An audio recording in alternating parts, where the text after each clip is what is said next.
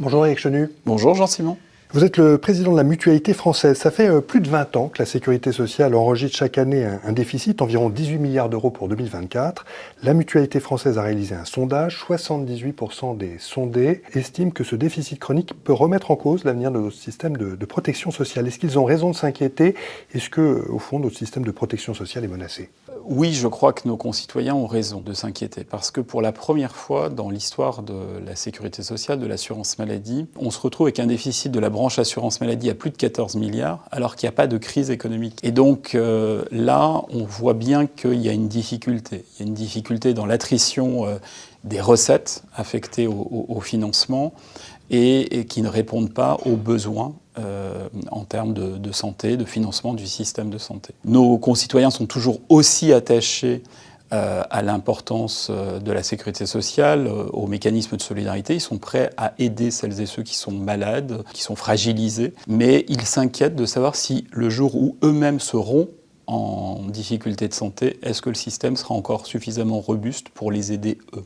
Alors on le sait, la période est aux économies. L'une des techniques de l'État pour dépenser moins, c'est de transférer une partie des charges de l'assurance maladie vers les complémentaires santé. Quelles sont les conséquences concrètement pour les adhérents des mutuelles? Vous le dites, et c'est extrêmement regrettable qu'on ne questionne pas l'efficience de la dépense.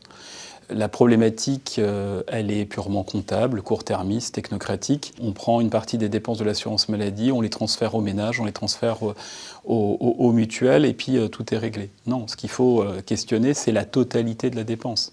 En 2024, on aura dépensé 315 milliards pour financer le système de santé. Et malgré tout cet argent-là, qui est colossal. Les professionnels de santé ne sont pas satisfaits de leurs conditions de travail, d'exercice, de prise en charge des patients.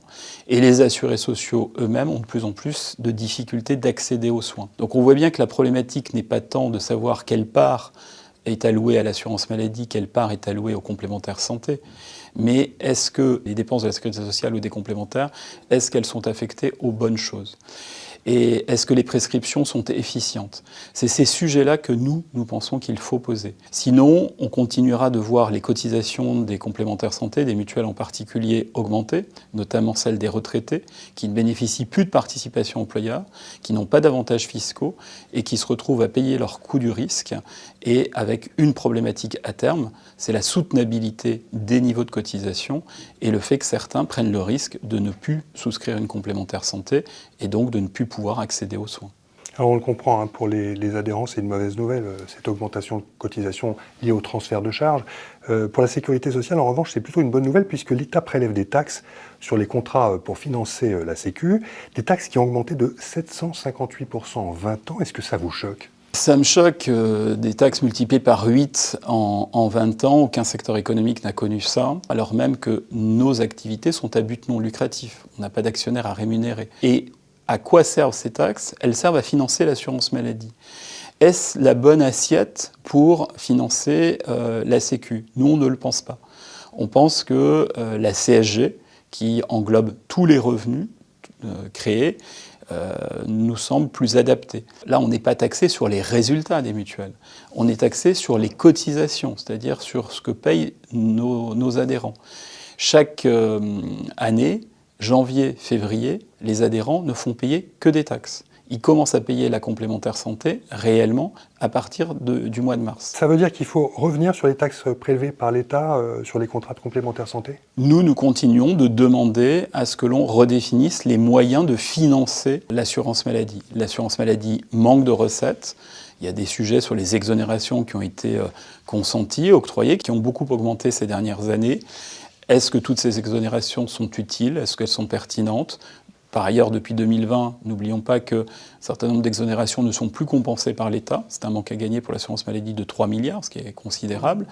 Mais nous pensons que la taxe additionnelle sur les contrats d'assurance telle qu'elle est pratiquée aujourd'hui n'est vraiment pas juste, n'est pas efficace et ne permet pas de répondre à l'enjeu de la juste répartition des efforts. On doit poser le débat, quelle part de richesse on est prêt à allouer au financement de la santé. Comment on fait pour les 10-15 ans qui viennent? On sait que d'ici à 2040, la population va vieillir, que les besoins en santé vont considérablement augmenter. Est-ce que l'on est capable de financer ça? Comment on le répartit? Parce qu'on ne pourra peut-être pas tout solvabiliser, sachant qu'il y a des innovations, des ruptures thérapeutiques qui arrivent, notamment en cancérologie, extrêmement importantes, qui vont permettre de mieux soigner les gens, mais qui vont coûter très très cher. Donc on est à la veille de choix essentiels pour notre système de santé, pour notre modèle de protection sociale. Il y a un autre problème auquel on est confronté, c'est la pénurie de médecins. Près de 9 Français sur 10 vivent dans une zone qui est considérée comme un désert médical. Comment on peut faire face à cette situation ? Soit les pouvoirs publics ont le courage d'assumer cette situation, soit ils continueront de gérer la pénurie. Des décisions calamiteuses, parce que comptables, ont été prises il y a une trentaine d'années, où on a réduit ce qu'on appelle le numerus clausus, c'est-à-dire le nombre de médecins formés chaque année. On était tombé à 3500. On est remonté au début des années 2000 à 7000, puis on est passé à ce qu'on appelle le numerus apertus, mais au-delà des formules latines, aujourd'hui, on ne forme que 11 000 médecins. Juste, il faut avoir en tête que dans les années 70, on en formait 10 000 par an. Sauf que dans les années 70, il y avait 15 millions d'habitants en moins dans le pays, et la population était nettement plus jeune. Et par ailleurs, il ne faut pas raisonner en nombre de médecins, il faut raisonner en temps médical. Parce qu'aujourd'hui, un médecin n'a plus envie de travailler 60-70 heures par semaine. L'Académie de médecine estime que pour un médecin qui part en retraite aujourd'hui, il en faudrait 2,1 pour conserver le même temps médical. Donc on voit qu'on est très très loin de répondre à l'enjeu. Donc si on continue d'organiser le système de santé des soins de ville en passant systématiquement par le médecin traitant, on n'y arrivera pas. Donc nous, notre préconisation, notre proposition, c'est de passer et de généraliser aux équipes de soins traitants, c'est-à-dire où il y a des médecins, généralistes, spécialistes, mais aussi des paramédicaux, des infirmières, des sages-femmes, des kinés, des ergots, des psychologues et des pharmaciens, pour faire en sorte que l'entrée dans le système de santé, à l'échelle territoriale, en proximité, soit multiple. Si on ne fait pas ça, on ne fera que gérer la pénurie. Ça nous semble délétère pour la confiance, ça nous semble catastrophique pour assurer l'égalité d'accès aux soins sur tout le territoire, et donc nous, on privilégie vraiment cette approche d'équipe de soins traitants. Alors je voudrais qu'on parle de prévention maintenant avec Chenu. Quelques chiffres. Selon l'Observatoire de la mutualité française, 95% de la population adulte est à risque sanitaire à cause du manque d'activité physique ou d'un temps trop long passé en position assise, autrement dit sédentaire. 10 millions de Français sont en situation d'obésité. Le taux de suicide en France est supérieur de 3 points à la moyenne européenne. Quels sont les obstacles à une politique de prévention efficace ? Tout notre système a été fondé sur le curatif. Donc il y a un changement culturel fondamental, mais il y a aussi des évolutions systémiques. Si on veut que les professionnels de santé puissent consacrer davantage de temps, il faut que ce temps-là, il puisse être valorisé et consacrer des moyens et des ressources. Mais il ne faut pas oublier que le système de santé ne pèse que pour 22% sur les déterminants de santé. Les 2/3 des déterminants de santé, ils sont en dehors du système de santé.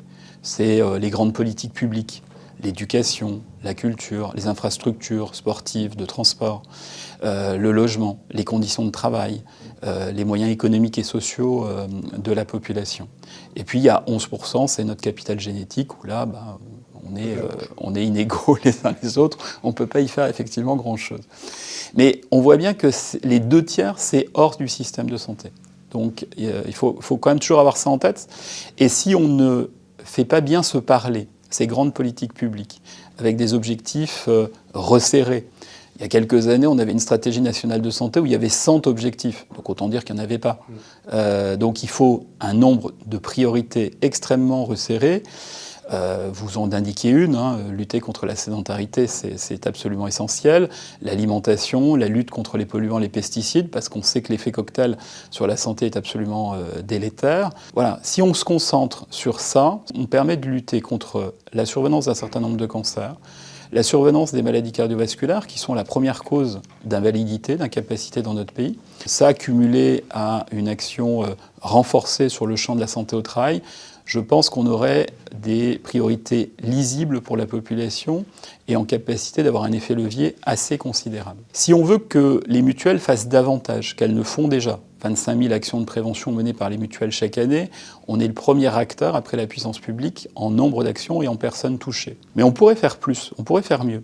Aujourd'hui, on est freiné. On est freiné du fait de la fiscalité, on est freiné du fait du cadre réglementaire. Mais j'allais justement vous poser la question, ces actions de prévention qui sont menées par les mutuelles, paradoxalement, elles ne sont pas comptabilisées comme des prestations de santé, mais comme des frais de gestion. Oui, parce que ceux qui ont établi ce décret il y a 12 ans n'ont regardé que les prestations accrochées à la sécurité sociale.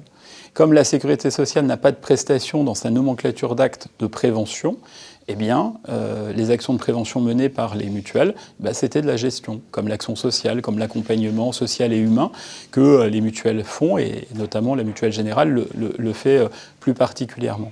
Et donc, on a besoin vraiment d'un changement. C'est ce que les différents ministres de la Santé que j'ai côtoyés ces 3 dernières années nous ont promis, sauf que comme ils sont restés trop peu de temps en place, ils ne sont pas allés au bout de leur démarche. Tous étaient d'accord pour dire que c'était une anomalie et qu'il fallait la corriger, sauf qu'en restant moins de 6 mois, on n'a pas eu le temps de pouvoir aboutir. Donc j'espère qu'on va y arriver, parce que c'est un enjeu. Avec le vieillissement de la population, le nombre de personnes concernées par la dépendance et la perte d'autonomie va doubler d'ici 2040. Est-ce qu'on est suffisamment préparé selon vous ? On n'est absolument pas préparé. Et vous savez, c'est assez rare que la Cour des comptes dise qu'on ne dépense pas assez au travers des politiques publiques. Or, la Cour, dans son rapport de 2023, estime qu'on n'investit pas assez sur la structuration d'une filière grand âge dans notre pays et que l'on ne se prépare pas à cette rupture démographique qui est absolument majeure. Non seulement il faudrait une dizaine de milliards pour mettre en œuvre les conclusions du rapport de Dominique Libault, l'ancien directeur de la Sécurité sociale, qui estime que pour structurer une filière grand âge, il faut qu'on investisse, qu'on forme de nouveaux personnels professionnels, qu'il faut augmenter en nombre, que ce soit pour les prises en charge à domicile comme en établissement, pour une action de prévention de la perte d'autonomie, et puis pour aussi innover en la matière. Intégrer tout ce que la télésurveillance, par exemple, peut permettre de faire d'utile et d'éviter d'emboliser du temps médical ou soignant dans le suivi des personnes. Par ailleurs, il y a le coût de la dépendance pour les familles. La Mutualité française, avec France Assureur, nous avons beaucoup travaillé à une proposition qui ne pèse pas sur les finances publiques ni sur les comptes sociaux, qui permet de mettre en œuvre une couverture dépendance où tout le monde protège tout le monde. On avait fait un sondage il y a 1 an où une grande majorité de nos concitoyens préfèrent payer 10 à 20 euros par mois, ce qui serait le coût de cette couverture dépendance, plutôt que de se retrouver avec cet aléa qu'ils ne pourront peut-être pas assumer. Et donc si on veut que les gens puissent mener leur projet de vie jusqu'au bout, comme ils le souhaitent, sans faire peser cela sur leur entourage, eh bien, il est essentiel de pouvoir couvrir ce risque-là, ce risque dépendance. Et ça nous semble apporter une partie de la réponse, ce n'est pas toute la réponse. Comme je l'ai dit, il faut structurer une vraie filière du grand âge qui va de la prévention jusqu'à l'aide aux aidants. Il faut aussi soutenir nos aidants.